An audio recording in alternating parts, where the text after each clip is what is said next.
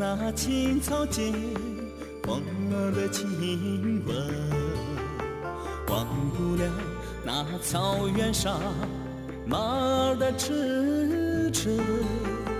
一个人走在异乡的路上，家乡的心。 Hi, this is Glenn. Hi, this is Lamu. And we're Crimson Lotus Tea. We are today in the Kunlu Shan old growth tea garden. We're surrounded by incredible old trees. It's one of our favorite gardens. It's decently after picking season, so things are pretty quiet around here. So we wanted to take a moment to kind of enjoy just kind a of cup of tea. have a nice little afternoon tea and bring you guys with us. I've got a nice little teapot here. You guys may have seen some of these pictures of this one on Instagram. This is one of our new Jen Shui teapots, and this is the one that is fantastic for brewing mao chai in. It's got a really nice big open mouth, open lid, and it's just super easy to get material in and out of it, and I love brewing it. I'm actually going to be taking this teapot with us everywhere we go, brewing tons of tea in it, and then giving it away to somebody at the end of the season. So this teapot is going to have a well-traveled story by the time we give it away, which is going to be kind of fun. Yep. I remember Ning'er was super hot, but it's nice to come to the mountains. The weather is much cooler. Yeah, we were just down in Ning'er. That's the main big city near here. And Ning'er was just brutally hot.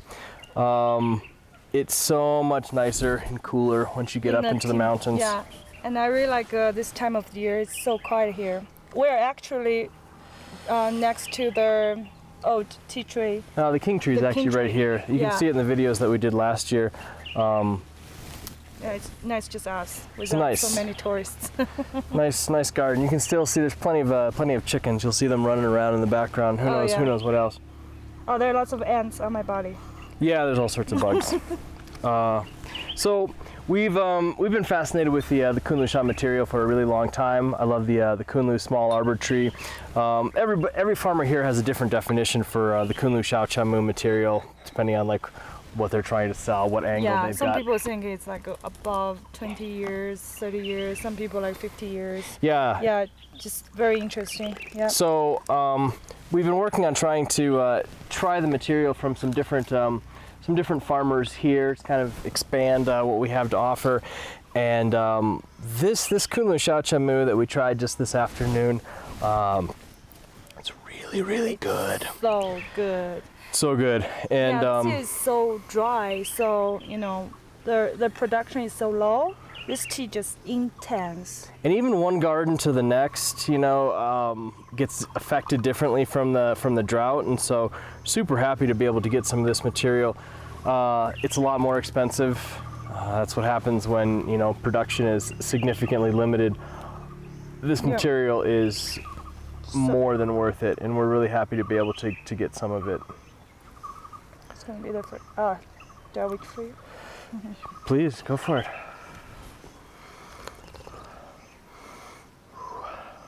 Oh, so fresh. It's this is the thing we really like. The spring young sheng. Yeah. This is the kind of thing that I hunt for every single year. These like fresh young sheng experiences. Sometimes they don't even really translate after another couple weeks or so, and especially if the material gets pressed. But there's a vibrancy to young sheng that just is really special. Oh. This is thick. It is. It's really thick. I've got this fun little tea boat here as well. It was a cast off from a Huaning black clay production, and I repurposed it for make a little tea boat out of it. So you'll probably be seeing that in a lot more videos. Yeah. Oh, I like how green the leaves once the water is. Yeah, I know. I love seeing that. And so generally, I mean, if I'm analyzing a tea for purchase, I'm going to be using it, brewing it in a gaiwan, and I'm going to be using porcelain. But these tea tastings are kind of just for fun, have some fun with you guys. just for enjoyment, which I actually very rarely get the opportunity to do. Most of our tea drinking Yeah, is I for. think lots of customs saw the, running the tea business is like drinking tea all day long. It's not true. That's not true. I mean, there is. I think this is the best time of the tea company every year. Yeah, no, the time that we actually get to like go out, visit farmers, spend time on the road is probably the best time of the year, hands down for us. Yeah. Most of the rest of the year, I mean, it's A lot of work. it's work. I like to joke this is like where I put on my tea finding hat, and the rest of the year I've got to put on my tea selling hat. And I like this hat better. Yeah.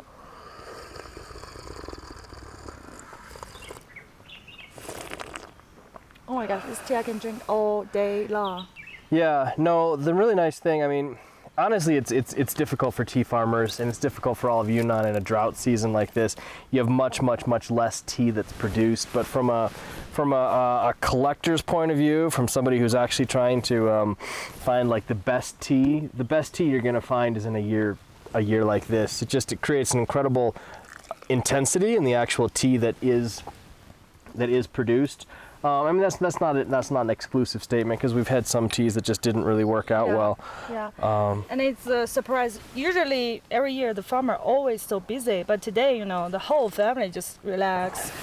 Nobody have nothing to do, so everybody just chatting, playing. Yeah, it is kind of nice to get here a little bit after spring picking season. You can spend a little bit more time talking to the farmers, getting to know them a little bit more. And this year is so dry, so they don't get a second pick and start picking. Yeah. So yeah. So they pretty much got nothing to do, so they were perfectly happy to just hang out with us all day.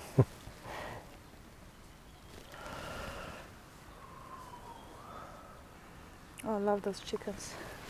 No, the chickens, they're everywhere. I'm sure you can see them in the back of the video. It's kind of funny, right? Because the first year we were here, all the tea farmers actually live in this village. But like last year we came here, this village has been abandoned. It's all gone. And it's just all goats the and chicken, all the animals actually live on this town. goats and chickens and pigs are basically the only people that actually live In this old town. in the old town. All the farmers actually moved on to the top of the mountain. I mean, granted, they're only like half a kilometer away, but it still feels really quiet and peaceful here. I like here. They've all got much newer homes and stuff, which are really nice to visit. Mm-hmm. This tea's got good energy. It's just so good.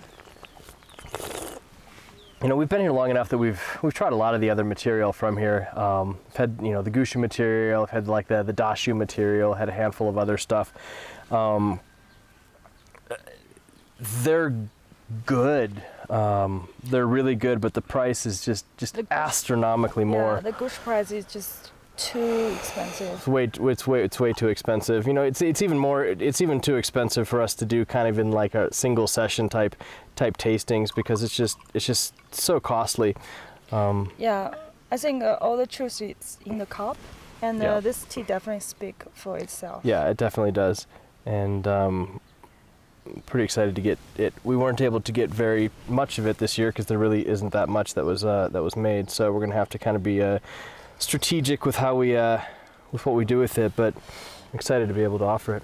Yep, this tea is so good itself. It brews a long time. Yep. It's nice.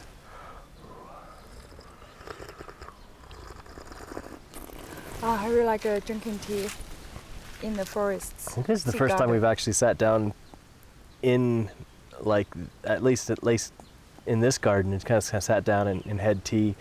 We've got to bring in our own hot water and stuff. There's no power or anything out here, but Yeah, it's just nice. it's Quiet. With it's a nice quiet little session. Enjoying a cup of tea actually produced from the soil. I know that's interesting. You sit there and you get the soil all over your hands and your legs, and this is the soil that actually is what makes this tea taste so good.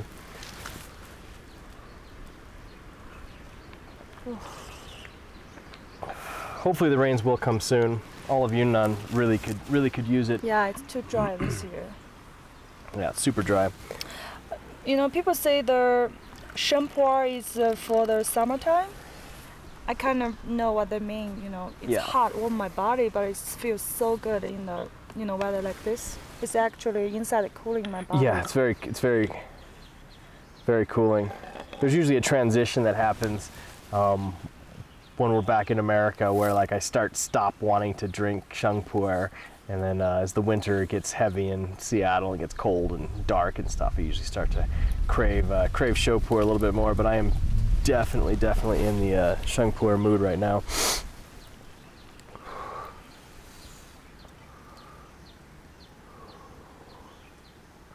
Anything else you want to say about this tea, Lemo? Oh, I'm just gonna want to drink as many as possible. Well, we've got enough of it, sort of. Mm-hmm. Well, we'll probably continue drinking this tea for a little bit. Yeah. Glad you guys got a chance to kind of sit down and have tea with us. Yeah, we will show you around the tea garden for a little bit. Yeah. Yeah, I'll film a little video of kind of like walking around, kind of looking at the different trees and things. And if you guys have any questions about Kunlu Shan or pu'er tea production, or want to see specific videos and stuff, just put it in the comments below. Otherwise, we're just going to be traveling around Yunnan for the next month, finding teas, drinking teas, and sharing the sessions with you. Yeah, so see you next time. Awesome. Happy steeping. Happy steeping.